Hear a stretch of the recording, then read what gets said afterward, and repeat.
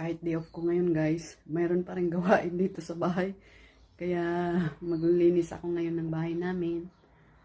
Kahit wala akong pasok. Kasi hindi ako pumasok doon sa isa kong trabaho ngayon.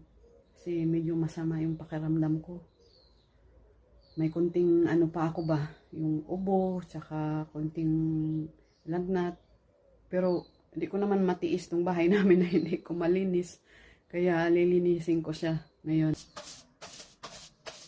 Kahit day off ko guys, meron pa rin, kahit mag-holiday ka pa ng isang araw, meron pa rin trabaho dito sa bahay. Kaya wala ka talagang day off. Kasi hindi mo din linisin tong bahay. Kasi hindi mo din linisin, wala naman din maglilinis. Kasi yung asawa ko din may trabaho. Kaya ako pa rin maglilinis ito.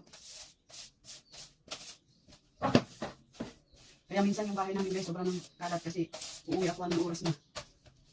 Pagdating ko, maliligo lang, kakain, maliligo. Tapos alis na, tutulong na kasi meron na naman trabaho kong bukasan. Yan na yung mamalinga na ihalo-halo lang kay.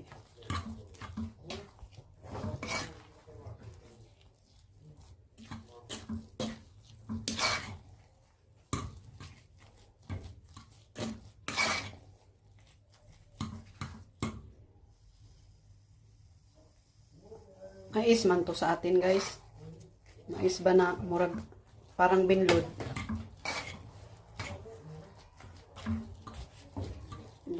Na namimiss kasi daw ng asawa ko yung mamaliga.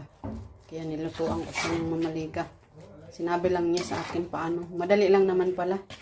Magpa-boil lang ng water. Tapos pag kumulo na, ibuhos mo ng dahan-dahan.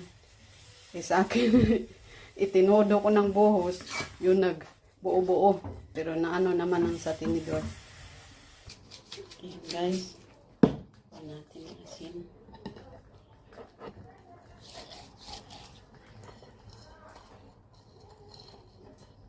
Tapos, lagyan yung kabila.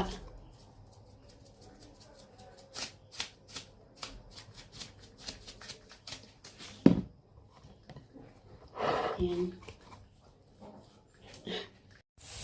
Lagyan ko pala ng luya guys sa pagprito para hindi ganong mabaho at malansa.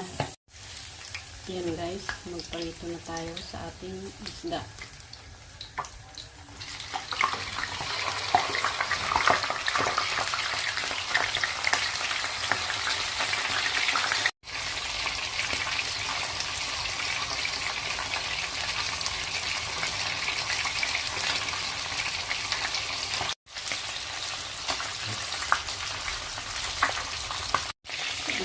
Binaliktad na natin yung isda guys.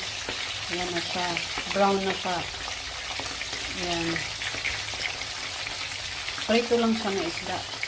Ayaw nung asawa ko na may ilalagay na vegetables ba dyan o kung ano-ano. Gusto lang daw niya prito.